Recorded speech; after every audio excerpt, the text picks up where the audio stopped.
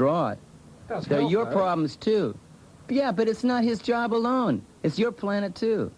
I really don't have any patience with the point of view that, you know,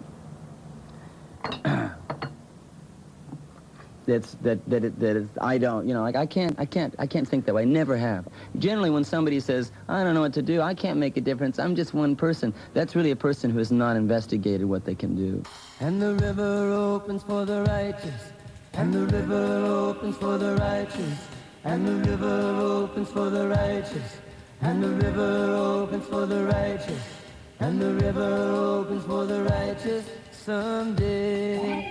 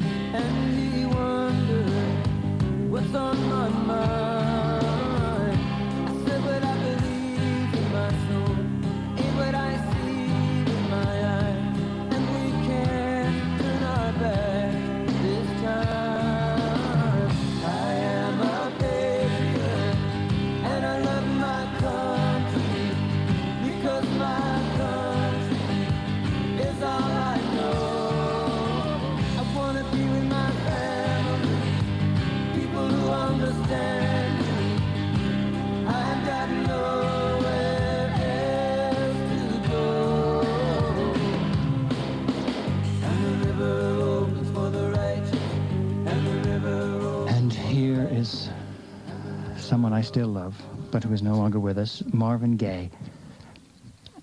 And this has to be the interview I remember most from my years here at Radio 1. We did this one in 1978, and we did it in the Carlton Tower Hotel.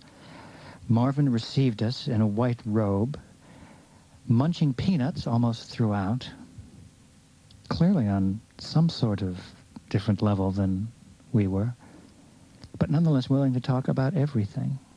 And he talked so openly about the death of Tammy Terrell, about how Motown resisted putting out the What's Going On album.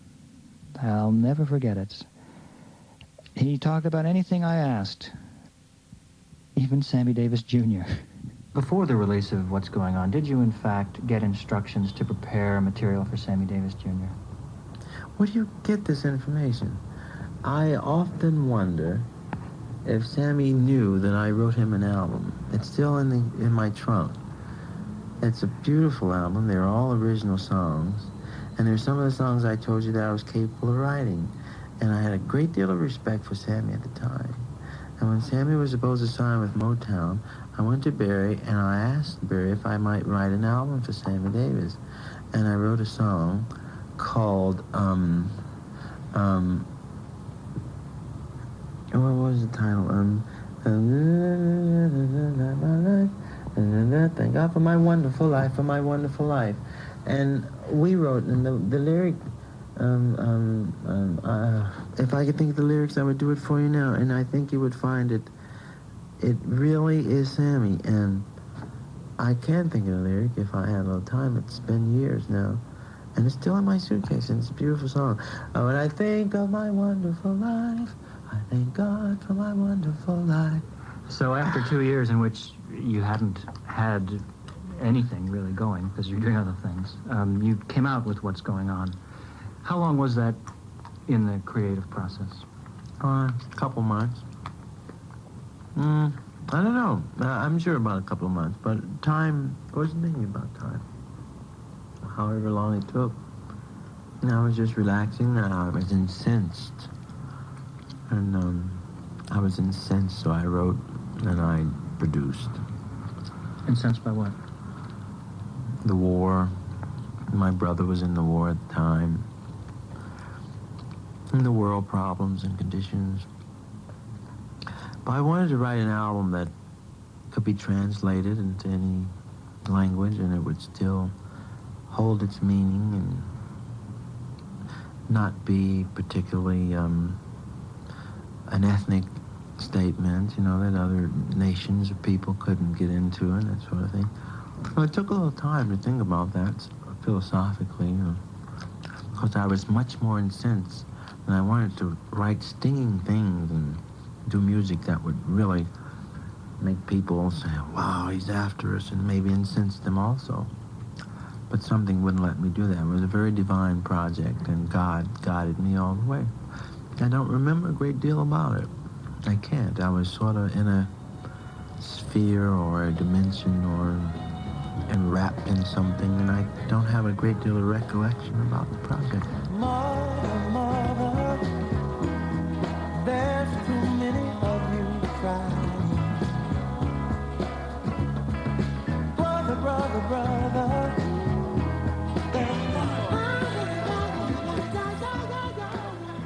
There's the interview that has the most memories for me in the 25 years of Radio 1. Marvin Gaye was my favorite singer, and I will never forget that lengthy and revealing encounter. But Radio 1 always looks forward to the future and is always presenting the top names of today. And just as we began the program with George Harrison of the Beatles from the very first day of Radio 1, we should end with one of today's major stars, looking forward to the future. And I can think of no better way of doing that than by presenting Annie Lennox, as she was heard earlier this year, facing front and always moving forward.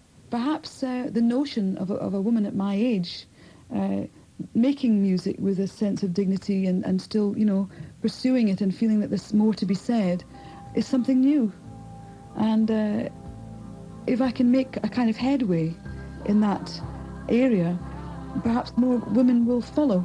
You know, I get very sad at the idea that women can get to my age and then having to think that just because they've got to that point, it's time for them to give up, you know.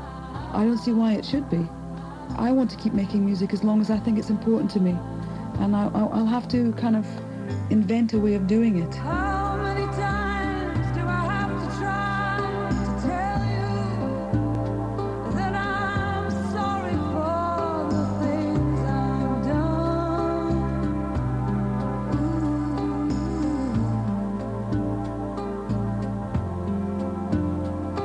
But when I start to try to tell you, that's when you have to tell me, hey, this kind of trouble's only just begun.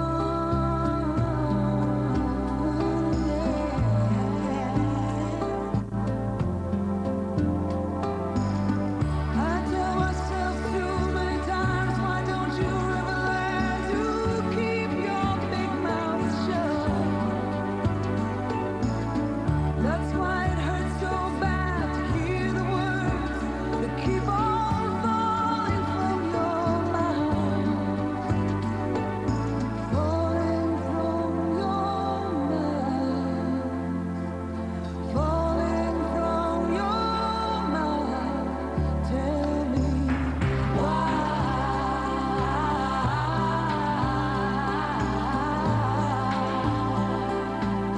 Annie Lennox is here, along with just so many other great artists. I mean, I look at this box of tapes. We've got Jonathan Richman, Smokey Robinson, Mrs. Edwards. I don't even know what that's about. I'll have to find out. Suzanne DePass, recognize that name from Motown. Ronnie Spector, Mark Knopfler. Well, now you can choose, Mark, next week, in next week's Jukebox, because we're going to let you choose. It's obvious, though, when you see Mark Knopfler cheek by jowl with Mrs. Edwards, that this really is a unique facility. There's no other place in the world that would have a facility like this.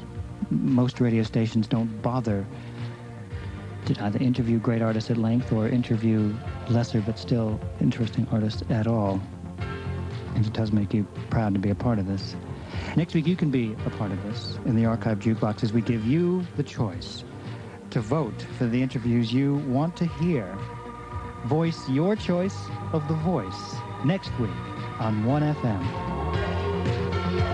Archive Jukebox was presented by Paul Gambaccini and produced by Kevin Howlett, with the assistance of the guardian of the basement tapes, Phil Lawton. 1FM in the 90s. The non-stop radio station. 1FM, 24 hours a day.